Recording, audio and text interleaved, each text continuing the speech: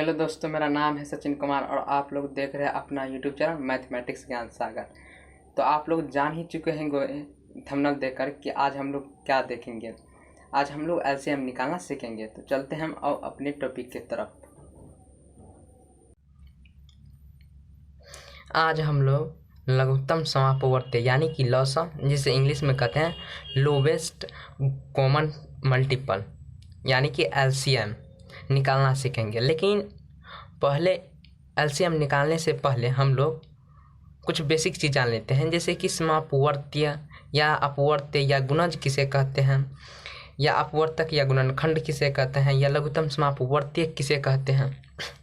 तो पहला देखते हैं समापवर्तीय, उसी का नाम है अपवर्तीय, उसी को कहते हैं गुणज, जिसे इंग्लिश में कहते हैं मल्टीपल्स।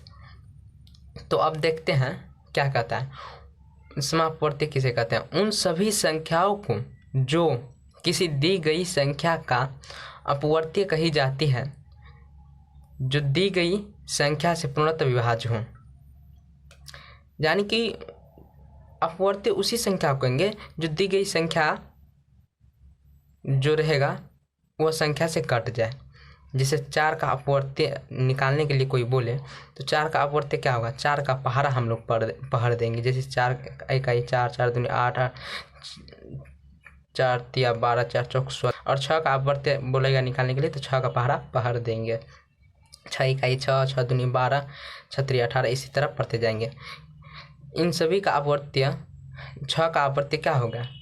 6, 12, 8, क्योंकि जितना संख्या है वह 6 से कट जाता है, इसीलिए 6 का अपवर्त्य 6, 12, 18 होगा। अब चलते हैं अपवर्तक या गुणनखंड। अपवर्तक या गुणनखंड किसे कहते हैं? जिसे इंग्लिश में फैक्टर्स कहते हैं। किसी दी गई संख्या में जितनी संख्या से पूरा भाग लग जाता है, उन सभी संख्याओं को दी गई संख्या का गुणनखंड या अपवर्तक कहा जाता है। जैसे एग्जाम्पल में देखते हैं, 12 एवं 16 का गुणनखंड निकालते हैं। तो 12 का गुणनखंड कैसे निकालेंगे? 12 का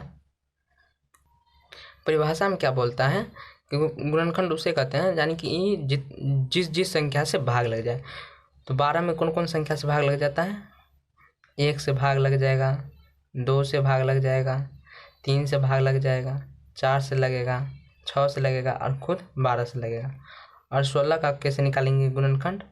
1 से तो कट जाएगा, 2 से भी कट जाएगा, 4 से कटेगा, 5 से नहीं कटेगा, 6 से भी नहीं कटेगा, न 7 से, 8 से कटेगा, फिर 12, 13, 14, 15 से भी नहीं कटेगा, सिर्फ एक बार 16 से कटेगा।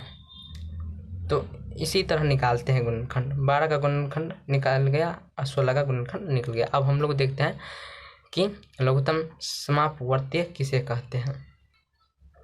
कहता है 2 या 2 से अधिक संख्याओं का एलसीएम वह संख्या होती है जिसमें उन सभी संख्याओं से पूरा भाग लग जाता है और उनका मान उन सभी संख्याओं के समापवर्ती के मान से कम होता है।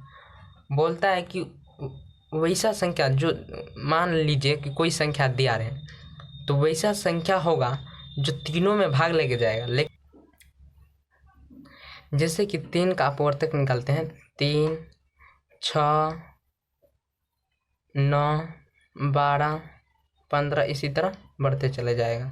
फिर 4 का निकालते हैं, 4 इकाई 4, 4 दूना 8, 4 तिया 12, 4 चौक 16, इसी तरह बढ़ते चला जाएगा। फिर 6 का, 6 इकाई 6, 6 दूनी 12, फिर इसी तरह बढ़ते चला जाएगा।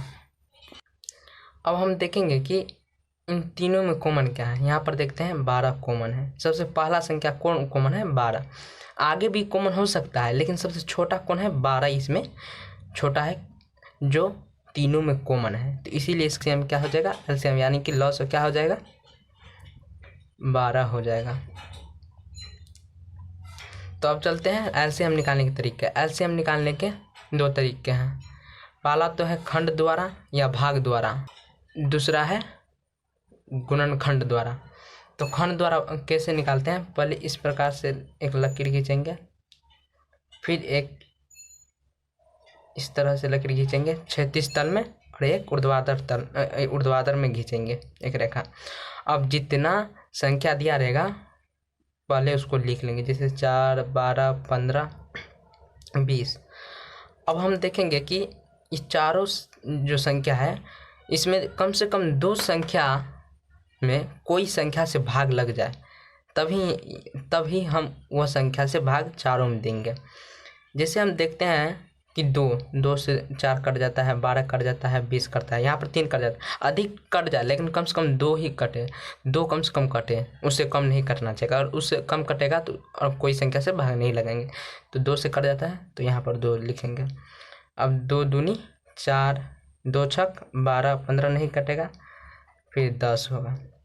अब फिर देखते हैं कि इन चारों संख्या में कौन संख्या से कटता है ये चारों संख्या। तो देखते हैं 2 से 2 कट जाता है, 6 कट जाता है, 10 3 संख्या कट जाता है तो यहाँ पर 2 देंगे। तो 2 इकाई 2, 2 तिया 6, 15 और 5। अब यहाँ पे देखते हैं कि 2 से तो नहीं कटेगा, नहीं कटता है, तो अब 3 से देखते हैं। तो 3 से देखते हैं तो 3 कट जाता है, 15 भी कट जाता है, तो 2 संख्या कम से कम कट जाता है, तो इसीलिए 3 से लगाएंगे भाग इसमें। 3 1 देंगे, 3 इकाई 3, 3 पंचे 15, 5 इकाई 5। अब इन सभी में न 3 से लगता है न 4 से लगता है, 5 से 2 संख्या कट जाता है तो 5 से लगाएंगे। 1 1 5 इकाई 5, 5 इकाई 5। अब इसीलिए लौसा बराबर इन चारों को गुना कर देंगे। 2 गुना 2 गुना 3 गुना 5, 2 दूनी 4, 4 तिया 12, 12 पंचे 60। इसका कितना होगा लौसा? 60 होगा लौसा। अब अगला विधि देखते हैं गुणनखंड द्वारा। पहले 4 का गुणनखंड तोड़ेंगे, 2 गुना 2, फिर 8 का 2 गुना 2 गुना 2, फिर 20 का 2 गुना 2, 2 दूनी 4, 4 पंचे 20। अब तीनों में कॉमन देखेंगे तो कॉमन पहला ये निकला, फिर दूसरा कॉमन ये निकला। अब कोई संख्या कॉमन नहीं है तो क्या करेंगे, तो यहाँ पर लिख देंगे। इसीलिए LCM बराबर जो कॉमन है उसको पहले लिख लेंगे, 2 गुना 2। उसके बाद जो कॉमन नहीं है उसको लिख लेंगे। यहाँ पर 2 कॉमन नहीं है, 2 5 नहीं है तो 5, टोटल वो गुना कर देंगे। 2 दूनी 4, 4 दूनी 8, 8 पंचे 40, 40 आ गया। अगर आप लोगों को वीडियो अच्छा लगा हो तो वीडियो को लाइक कीजिएगा। अगर चैनल पर नए हैं तो चैनल को सब्सक्राइब कीजिएगा और अपने दोस्तों के पास शेयर कीजिए और कमेंट ज़रूर कीजिएगा।